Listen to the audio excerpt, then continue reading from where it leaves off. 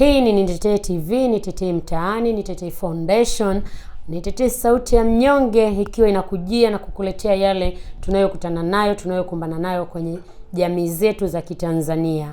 Na sisi tunayaleta kwenu tukiwa kama daraja tu ya kuyachukua, kuyapokea na kuyafikisha kwako ili tuweze kusaidiana jinsi ya kuyatatua. Niite Flora Lauo, mkurugenzi wa Nitetee Foundation, nitafurahi zaidi. Basi leo nina wageni ofisini kwetu kama ilivyo kawaida. Nitetee Foundation inaendelea kupanuka siku baada ya siku. Na watu wamekuwa wakitutembelea wengi sana kwenye ofisi zetu za Nitetee Foundation. Na wengi wanaokuja kwetu sio wote tunarekodi nao, sio wote tunawaleta kwenu. Kuna wanaokuja kwetu wakiwa na vyeti ambavyo wanatakiwa kununuliwa dawa. Tunajipiga pale tunapoweza, tunawanunulia dawa. Lakini kuna wengine wanakuja kwetu kwa kuomba ushauri.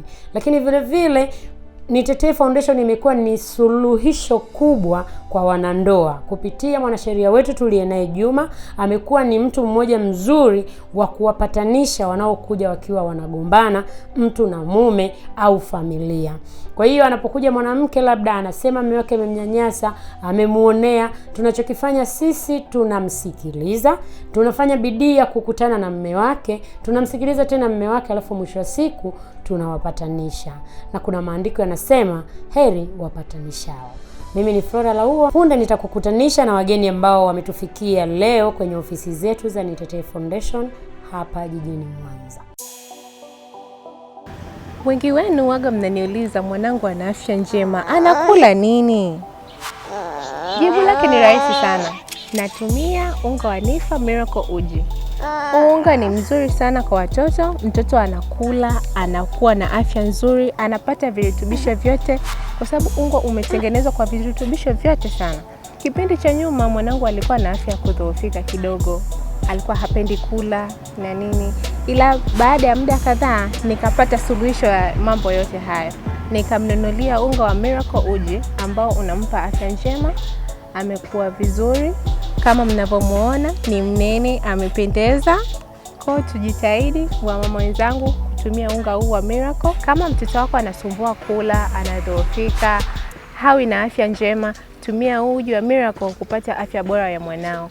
Pia huu uji sio kwamba unatumika tu kwa watoto, hata watu wazima wanaweza kutumia, wa mama, wa baba, vijana. Ni uji mzuri sana kwa afya zetu wote.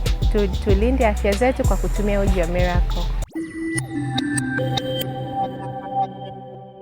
Mtazamaji na mfuatiliaji, kama nilivyokuambia, leo nina wageni ambao wamenitembelea. Wageni hawa machoni pangu mimi sio mara ya kwanza kukutana nao.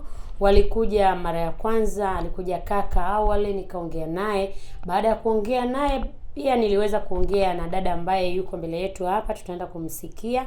Na nilivyosikiliza historia ya dada, kiukweli mpaka leo nikikumbuka ninasikia mwili wangu unasisimka.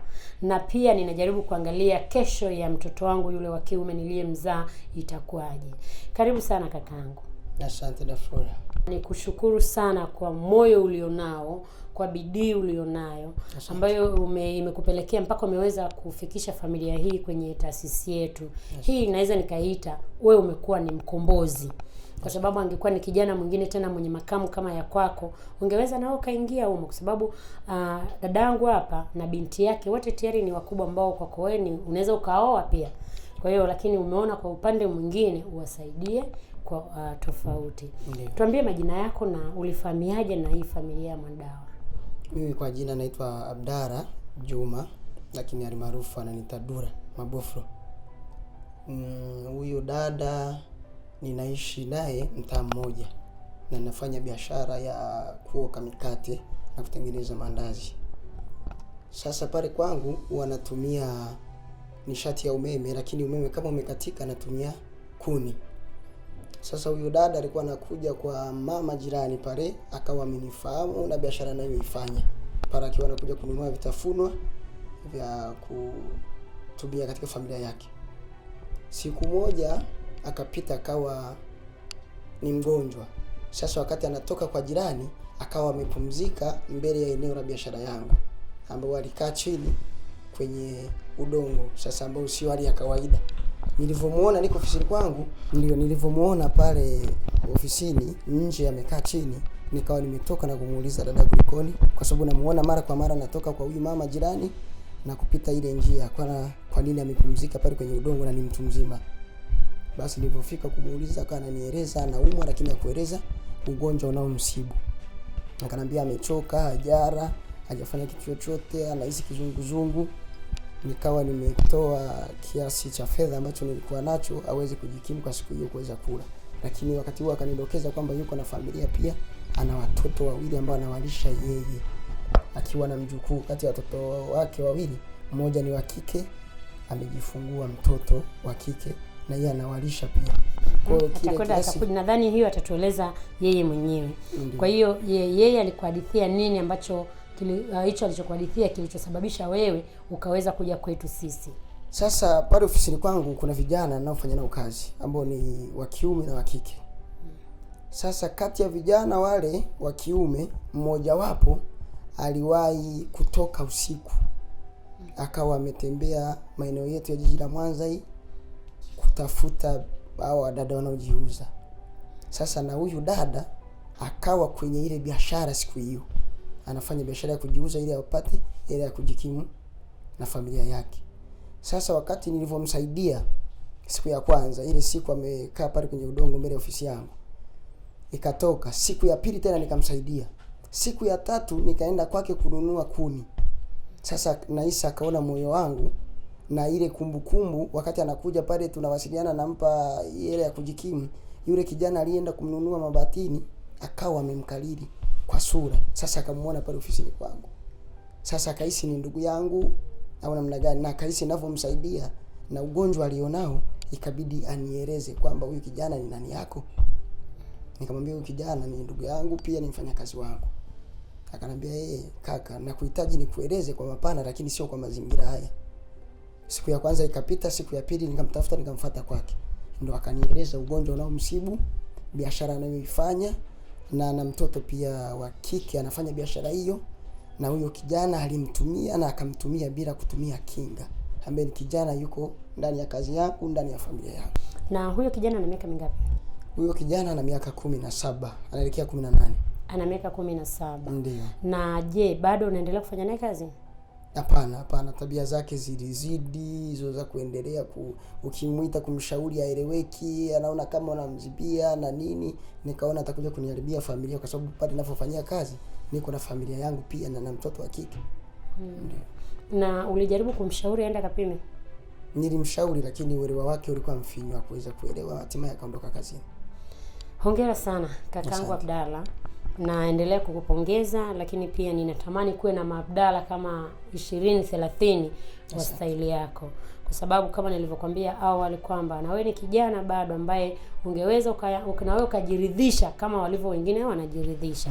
Baada ya kunielezea kazi ile anayoifanya na huduma aliyompa kijana na mazingira yale, nikawa natafuta namna, kwa sababu aliniuzia kuni zile kwa shilingi 10,000. Sasa nikawa nimemuuliza swali, hii 10,000 umesema hauna hela ya kutumia kwa ajili ya chakula na familia yako, nakupa 10,000 leo. Kwa mazingira ya watoto wako wawili na mjukuu, ina maana na wewe ni mtu wa 4. 10,000 itawasaidia kwa muda gani? Akawa amenieleza kesho akimaliza hii 10,000 kisha kama amepata nafuu, kwa sababu kwa mgonjwa kipindi hicho amezidiwa kwa sababu ya kutumika huko, akitumika na nguvu zake zimeshapungua, inawezekana akapitisha siku 2 bila kwenda. Kwa inabidi agange mtaani au mtoto wake aenda akafanya hiyo biashara pia, ili alete katika familia afanyeje, watumie. Kwa hiyo kwa kwenye fikra nikawaza ataki msaada wa siku 1 ama 2. Sasa na mimi uwezo wangu wa kumsaidia ni siku 1 hiyo au ya pili, au aniuzie kuni, na kuni zile akiniuzia zikaisha, ana kitu tena cha kumsaidia. Kwenye fikra nikawa nawaza, lakini niliwahi kuona kazi inayofanywa na Nitetee Foundation, na bahati nzuri iko katika mitandao ya kijamii. Nikawa nimechukua simu na kuingia kwenye mitandao ya kijamii na kuangalia kazi zenu, nikaona na hawa wanaweza kupata msaada kutoka Nitetee Foundation.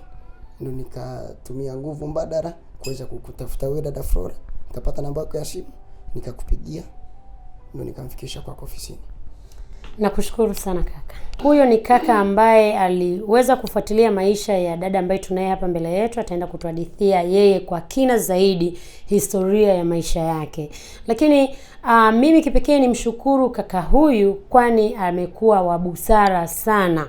mpaka ameweza kumfikisha dada huyu kwetu. Na nilipokuwa nimekaa na dada kabla sijamleta kwenu, kiukweli kadri alivyokuwa anazidi kunisimulia historia ya maisha yake, nilikuwa nasisimka. Nilikuwa natamani wakati mwingine nifungue mlango nikimbie. Lakini ndio hali halisi ya maisha tunayoishi. Ndio hali halisi ya mabinti zetu ambao tunakosa kuwalea vizuri, tunakosa kuwasimamia, mwisho wa siku anaingia kwenye majanga kama haya. Ndio hali halisi ya watoto wetu wajao, kama hatutakuwa makini na kupiga kelele na kupiga vita, wataingia kwenye haya majanga. Niko naye, tutakwenda kumsikiliza hivi punde. Flora Lauo, nguzo muhimu ya urembo na utanashati Afrika Mashariki, amekuwa msaada mkubwa kwa warembo, hasa kupitia vipindi vyake vya television vya Flora Show na Flora Skit, na pia kupitia mashindano ya Miss Lexon. Nje ya urembo, amekuwa mtetezi wa wanyonge na amesaidia wengi kupitia kipindi cha Nitetee Sauti ya Mnyonge chini ya Nitetee Foundation. Kwa muda mrefu amekuwa mfano na wengi, hasa mabinti, wanatamani kufuata nyendo zake, na hii ndiyo sababu ameamua kufungua chuo cha urembo, lengo likiwa ni kuwagawia watu, hasa mabinti, ujuzi juu ya fani hii ya urembo na utanashati ili waweze kujimudu na kujikwamua kimaisha. Kupata ushauri kwake huwa ni kitu cha bure. Fika chuoni mtaa wa Uhuru mkabala na Deluxe Hotel au piga simu namba 0759665555. Karibu sana kwetu dada. Jisikie uko nyumbani, kuwa na amani. Asante. Kwa jinsi ulivyonihadithia kuhusiana na historia yako ilivyokaa na vitu ambavyo umeshavifanya na majanga ambayo umekumbana nayo ili kukulinda wewe na familia yako, sidhani kama itapendeza uonekane sura. Hapana, mimi niko tayari kuonekana kwa sababu jinsi mimi nilivyo, natamani jamii ijifunze kupitia mimi. Lakini utakapoonekana ukumbuke kwa historia yako ilivyo na watu ambao wameshapitia kwako na yale ambayo umeyafanya, sidhani kama kutakuwa na urahisi wa watu kuvumilia wakiona kwamba ni wewe tulimuona na aliwahi kutembea na watoto wetu, aliwahi kufanya hiki na watoto wetu, na vile vile ndo ana tatizo hili. Sidhani kama itakuwa sawa. Kwa hiyo ili mimi kukulinda wewe na watoto wako, kwa sababu bado unahitaji kuwasaidia watoto wako, ni vema tusikuonyeshe sura yako. Hapana, mimi ningeomba, yani niko huru kabisa, hata kama wakiniona sio mbaya.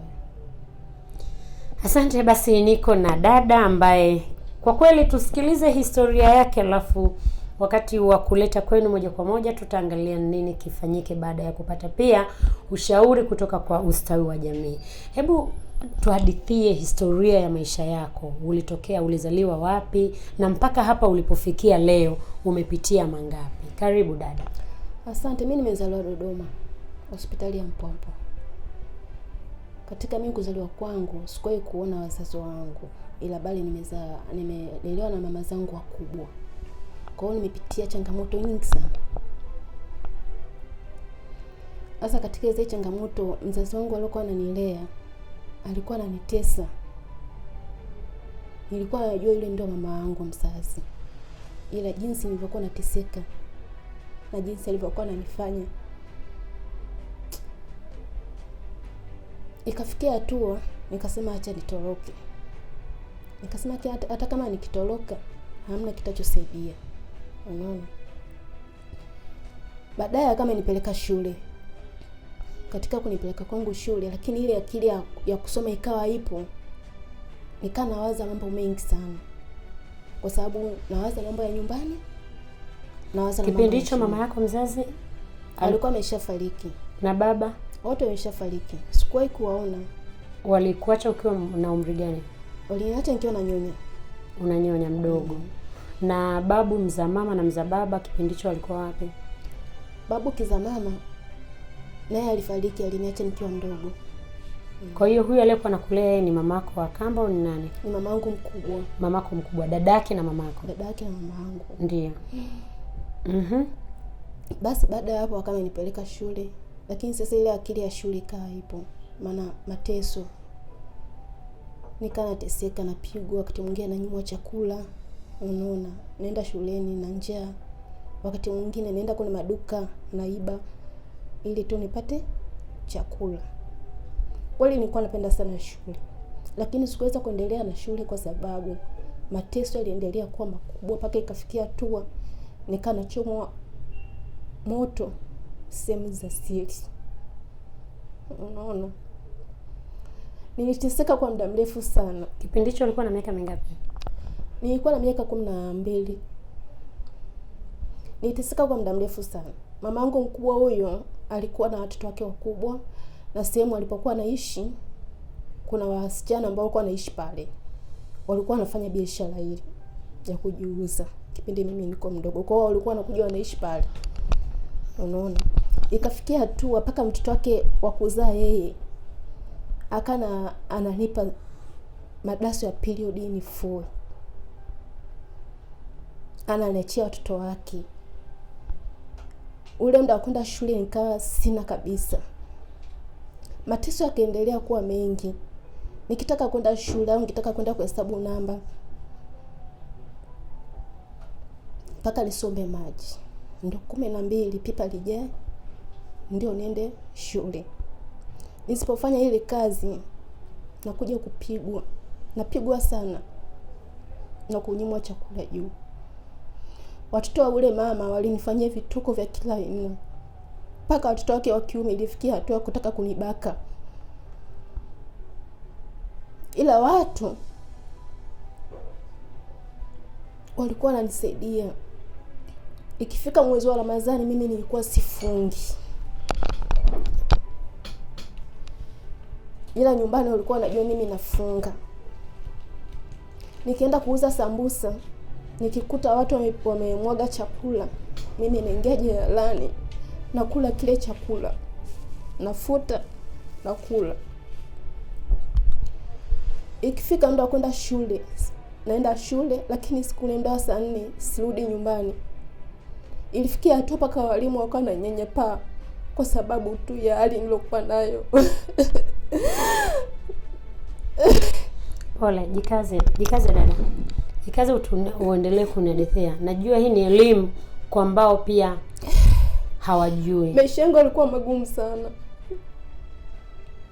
Lakini alitokea bibi mmoja ambao kwa sasa hivi ni marehemu. Aliniita na kanikalisha chini. Akaniambia kuwa huyu sio mama yako mzazi. Wewe ulitoka Dodoma ukiwa mdogo. Mama yako alikuleta hapa na akakutelekeza hapa. Alikuacha kwa babu yako aliniacha kwa babu yangu kiza mama yangu. Baada ya hapo yule bibi jinsi alivyokuwa anahadisia akasema kuwa huyu anaokulea sasa hivi sio mamako mzazi, mamako ishafariki. Walidai kuwa naye alikuwa ameasilika. Mama alikufa na HIV. Naye aliasilika kwa ugonjwa wa zamani walikuwa wanaita AIDS. Lakini jaribu kuvumilia kwa sababu ni mzazi ambaye alikuwa ananilea. Sina jinsi. Ilifikia hatua napewa madawa ya kienyeji nizindike nyumba. Uzindikeje? Yaani napewa dawa nyeusi na mamangu huyo mkubwa nizindike nyumba. Wenzangu wote wamelala. Muda wa kwenda kulala anapewa hiyo dawa na mwagilizia uwanja mzima. Nikishamaliza naingia ndani kulala. Baadaye asubuhi nikiamka nikienda kuhesabu namba nikirudi lazima nifagie kwanza uwanja na nichote maji ndio niende shule. Maisha yaliendelea hivyo mpaka ikabidi mimi nitoroke. Nimetoroka nimekuja Mwanza. Kipindi hicho nimeingia darasa la pili. Nimekuja Mwanza kwa mamangu mdogo. Kwani mamangu mazingira aliyokuwa naishi alinunia huruma sana. Huyo mamangu mwingine alinunia huruma. Kwa siku alivyokuja kule kijijini kwetu akasema kuwa wewe siku yoyote mamako mkubwa akikupiga wewe toroka. Nikabidi mimi nitoroke. Nilipotoroka nikamkuta hayupo. Ameenda kijijini kufuatilia. Ulitoroka kutoka Dodoma ukaja Mwanza? Hapana. Ulitoroka kutoka Dodoma ukaenda? Dodoma nilitoka bado niko mdogo. Kwa hiyo huyu mamako aliyekuwa anakutesa ni wapi mlikuwa mnaishi? Nyanguge. Huko kanda ya Ziwa. Nikatoroka. Sasa baadaye akamenitafuta. Na ulitoroka kule Nyanguge ukaenda wapi? Nikaja huko Mwanza kwa mamangu mwingine ambao niko sasa hivi hapo. Ndio. Basi nimekaa pale ndani ya siku 2, mamangu katika ile kunitafuta akaja akanikuta pale. Sasa kwa sababu wanamsikiliza sana ndadao mkubwa, hakutaka kuteteleka kitu chochote. Akasema kuwa mimi nimemuona, nikashinda jinsi ya kumfukuza. Mimi nikajua umemtuma. Alinipiga sana na baadaye akanirudisha. Ukarudi kule Nyanguge? Nikarudi kule Nyanguge. Kipindi hicho ulikuwa na miaka mingapi? Nakimbia miaka 15. Na shule ulikuwa umeshaacha? Shule nilikuwa nimeshaacha. Uliacha ukiwa darasa ngapi? Niliacha nikiwa darasa la 5. Na nikurudishe nyuma kidogo. Wakati unakaa kule kwa yule mama wa kwanza na pale nyumbani pakawa na wale mabinti ambao wanajiuza. Je, wewe ulikuwa tayari na wewe umeshaingia kwenye huo mkumbo? Hapana, nilikuwa bado. Kwani nilikuwa mdogo sana. Kwa hiyo nilikuwa nikiwashangaa. Baadaye ulivyorudi kule ilikuwaje? Baadaye nilivyorudi kule nikapelekwa paka shule. Kufika shule mwalimu mkuu akaniuliza, "Kwa nini mwadao mtoroka?" Nikamwelezea hali halisi jinsi ilivyokuwa. Mwalimu mkuu alinionea huruma sana. Maana walikuwa wamepanga wanichape viboko 12. Mwalimu mkuu akasema mimi siwezi kukuadhibu kitu chochote kile. Cha kufanya nenda kapumzike, kesho urudi shule. Kesho yake nikaamka kweli nikarudi shule kwa sababu mwalimu mkuu alikuwa anaelewana na mjomba wangu. Akaenda kwa mjomba wangu. Mjomba wangu akamfuata dada yake akamwambia, "Kwa nini unamtesa sana huyu mtoto? Kama uwezi kuishi naye, naomba mimi nifanyeje? Niishi naye." Alikataa kata. Akajirekebisha ndani ya siku ngapi. Lakini baadaye mateso yaliendelea. Ilifikia tu hata paka nguo za ndani nikaa naenda naruka geti. Kipindi hicho mageti yalikuwa hapo, yalikuwa mageti ya tete. Mageti ya matete haya. Naenda kuiba nguo za ndani. Wapi? Kuna majumba ya watu. Kwa sababu mara nyingi nilikuwa nasoma, nilikuwa sina nguo za ndani. Na ulikuwa umeshaanza kuingia kwenye hedhi? Kwa lenzi nilikuwa nimeshaanza ndio. Kwa lenzi nilikuwa nimeshaanza. Kwa hiyo uliendelea kukaa pale mpaka ulipofikia umri gani ukaondoka? Nilitoka nyumbani nikiwa na miaka 16. Kwa hiyo uliendelea kuishi kwenye yale mateso mpaka ulipofika miaka 16.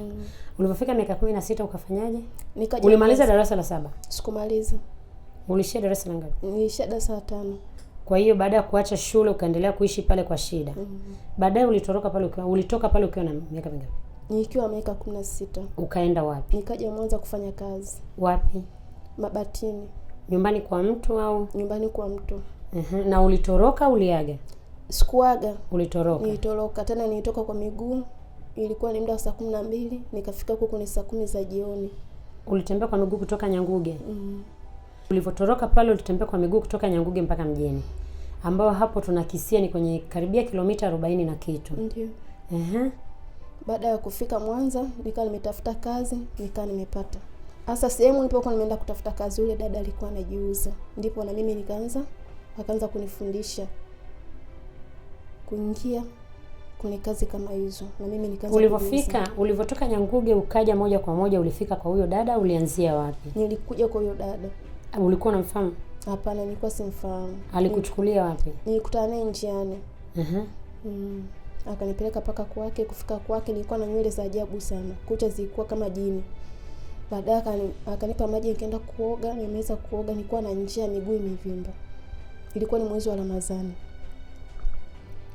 Baadaye nilipomaliza kuoga,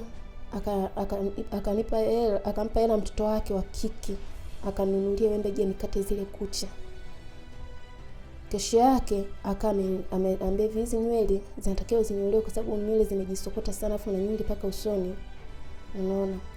Akameninyoa kesho yake. Kwa hiyo tukawa tunaishi naye pale ndani ya miezi 2 sipokee mshahara wowote. Na mimi sikutaka kumuomba mshahara kwa sababu bado nilikuwa nakula pale nguo alikuwa ananunulia. dakika za mwisho. Na yeye ndio umesema kwamba alikuwa anafanya biashara ya kujiuza. Na yeye alikuwa anafanya biashara ya kujiuza. Kwa hiyo alikuwa anaenda anakuacha au anakuja pale nyumbani? Alikuwa anaenda ananiacha na mtoto wake wa kiume. Baadaye sasa hela kunilipa mimi akawa hana. Akanambieje, kwa nini na wewe usianze hii biashara unaoifanya mimi? Kwa sababu mimi nilikuwa sijui biashara anaoifanya. Nikamuuliza biashara gani? Kama ukitaka kuijua basi utaijua. Nikamuuliza biashara gani? Naomba uniweke wazi. Unaona, akanambia mimi najiuza. Flora Lauo, nguzo muhimu ya urembo na utanashati Afrika Mashariki, amekuwa msaada mkubwa kwa warembo, hasa kupitia vipindi vyake vya television vya Flora Show na Flora Skit, na pia kupitia mashindano ya Miss Lexon. Nje ya urembo, amekuwa mtetezi wa wanyonge na amesaidia wengi kupitia kipindi cha Nitetee Sauti ya Mnyonge chini ya Nitetee Foundation. Kwa muda mrefu amekuwa mfano na wengi, hasa mabinti, wanatamani kufuata nyendo zake, na hii ndiyo sababu ameamua kufungua chuo cha urembo, lengo likiwa ni kuwagawia watu, hasa mabinti, ujuzi juu ya fani hii ya urembo na utanashati ili waweze kujimudu na kujikwamua kimaisha. Kupata ushauri kwake huwa ni kitu cha bure. Fika chuoni mtaa wa Uhuru mkabala na Deluxe Hotel au piga simu namba 0759665555. Sasa yule dada tayari umri wake ulikuwa umeshafanyaje? Ulikuwa umeshaenda sana. Basi nikamwambia mimi sijawahi. Wala sijawahi kutembea na mwanamume yoyote, sasa mimi nitawezeje? Akasema hapana, nitakufundisha. Sasa siku moja nimefuata maji, kumbe tayari keshaongea na mwanamume. Unaona? Ili yule mwanamume anibaki. Unaona?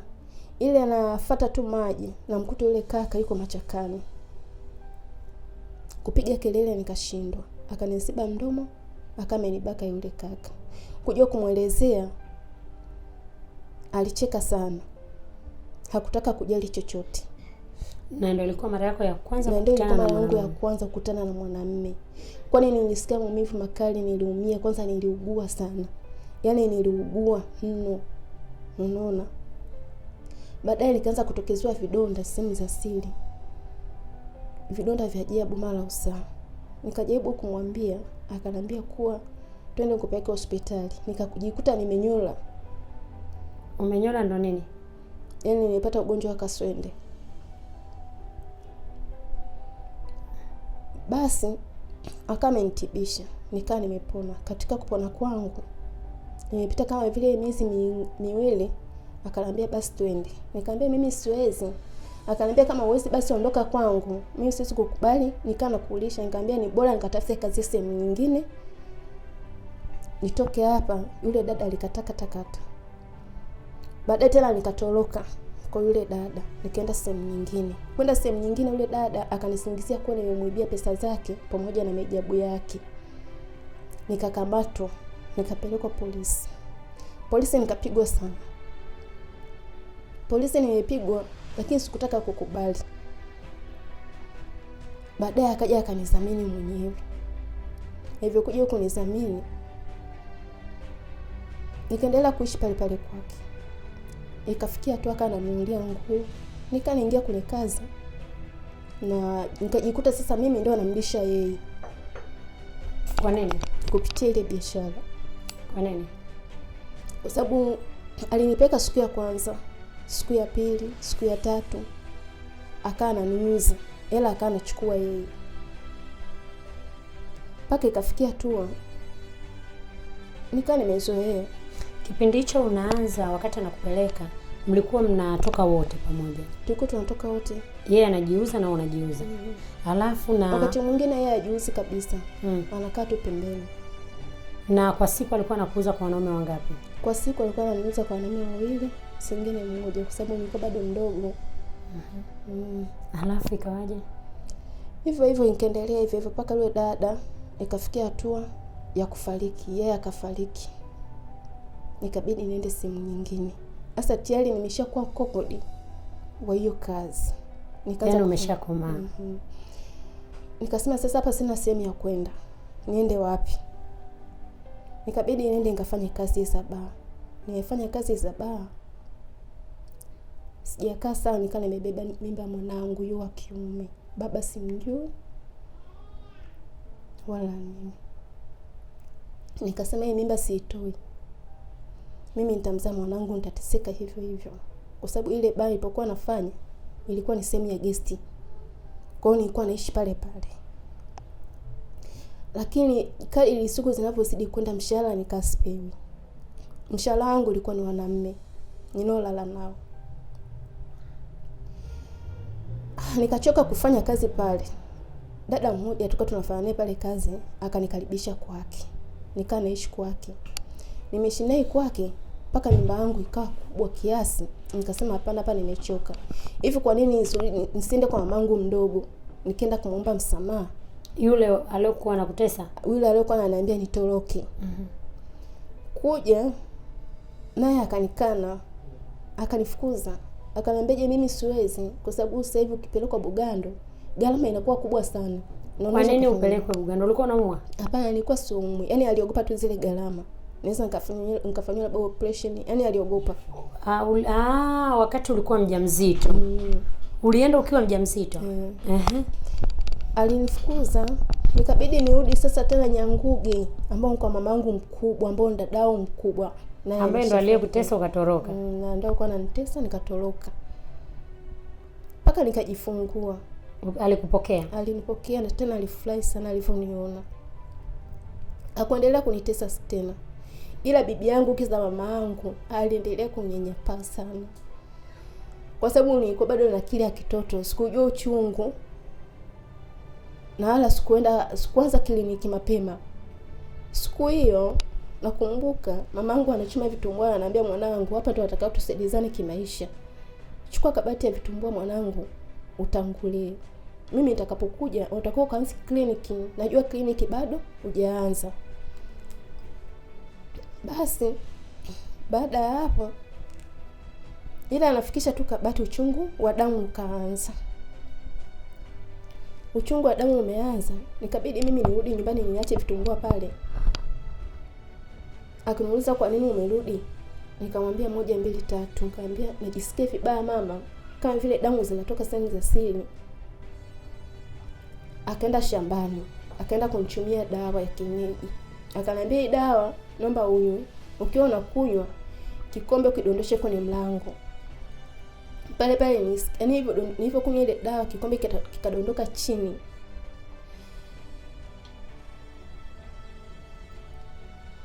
Tumbo likaanza kuuma. Nikaingia ndani nikalala. Baadaye akaondoka. Sasa pale nyumbani nikaa sina mwangalizi. Mimi nikajua na kliniki ulikuwa umeshaanza kwenda? Hapana, siku hiyo ndio nilikuwa nataka nikaanza kliniki. Mimi tayari nimeshafikia muda wa kujifungua. Na ulikuwa hujui? Na nilikuwa sifahamu. Basi baada ya hapo nikaingia ndani kulala. Mama alinikuta kule muda wa saa 8 nimelala. Akaniambia je, unajisikiaje? Jasho linatoka. Nikamwambia najisikia vibaya. Yaani najisikia vibaya sana. Kipindi hicho magari yalikuwa hamna. Akabidi akakodi baskeli. Atafute watu wanipeleke hospitali. Akanipeleka paka hospitali. Alivyonipeleka hospitali, bibi yangu kiza mama yangu naye akafuata nyuma. Kufuata nyuma, matusi yakaanza. Kuna starehe tukua wote. Sasa hivi unatupa shida. Nikamwambia je, ni bora nimekuja na mimba. Je, ningekuja nimeasilika ingekuwaje? Si ndio mngeninyanyapa zaidi? Mimi sijui kama ni uchungu, lakini wao kwa sababu ni wakubwa walikuwa wanajua. Tayari keshafikia muda kufanyaje? Wa kujifungua. Basi Mungu si asumani. Ilivyofikia muda wa kujifungua, nikamuita nesi najisikia hivi. Nesi akanikimbiza udini. Nimefika udini nikawa nimejifungua mtoto wa kiume. Bibi yangu kiza mama yangu pamoja na mamangu huyo mkubwa leo nilikuwa nanitesa. Wakasikia mtoto analia. Wakamuuliza nesi kajifungua salama? Akasema ndio kajifungua salama. Wakapiga vigelegele. Pale bibi yangu kiza mama yangu akatoa jina la Ali. Lakini mimi sikutaka liitwe ile jina. Mimi nilitoa jina langu. Nikamuita jina langu Mudi. Nilikuwa napenda sana nimuite Mudi. Basi baada ya hapo nimejifungua salama. Msaada sasa kutoka pale hospitali hela hamna. kila kitu hamna. Mungu si asomani, akatokezea dada mmoja naye kaja akajifungua, ila mume wake alikuwa na pesa nyingi sana. Kwa hiyo aliletwa na gari la mume wake. Siku alivyomaliza kujifungua, kesho yake alivyotaka kuondoka, nikapewa lifti kwa sababu tulikuwa tunaishi majirani mpaka nyumbani. Mateso yakaendelea. Nikabidi sasa ili nimsaidie mwanangu, nikajikuta natembea na mwanamume. Ukiwa na muda gani tangu ujifungue? Nikiwa na miezi 2. Mtoto bado hajaanza kukaa wala nini. Nikaa najiuza pale kuna baa moja kubwa. Nikaa najiuza. Kujiuza baadaye nikasemeje? Hapana, maisha ya huko kijijini ni magumu sana. Kuna kamsemo wanasema kwamba ukifanya mapenzi mtoto akiwa mdogo, wanasema huo unamkira, sio? Ndio. Haikumpa shida mtoto? Ilimpa shida. Yaani mtoto aliharibika. Mtoto ilifikia tu akaanza tapika, analisha. Mtoto alikuwa na afya nzuri, mtoto akazofika. Lakini kwa baadaye nikabidi tena niondoke. Nirudi tena Mwanza. Kwa sababu tayari Mwanza nilikuwa nimeshakuwa mwenyeji. Nikaja kwa dada mmoja. Nikaa naishi kwake. Nikafikia moja kwa moja mpaka kwake. Kwa sababu nilikuwa najua nitamkuta tu. Na alikuwa anafanya naye kazi ya baba. Na kweli nilivyokuja akanipokea. Mfuatiliaji wa makala yetu ya Nitetee Online, tunaendelea kusikiliza historia ya dada huyu, historia yake ambayo inagusa kwa kweli. Basi kwa hapa tutaishia hapa, lakini uendelee kusubscribe ili kuweza kupata kile tunachokiweka uwe wa kwanza. Lakini pia usisahau kugonga ile alama ya kengele. Leo tutaishia hapa, alafu tutarudi tena kukuletea mwendelezo wa hadithi hii ya dada ambaye inasikitisha kwa kweli. Zaidi endelea kutufuatilia. Mimi ni Flora Laua, mkurugenzi wa Nitetee Foundation, ambaye ninakaa tu kama daraja.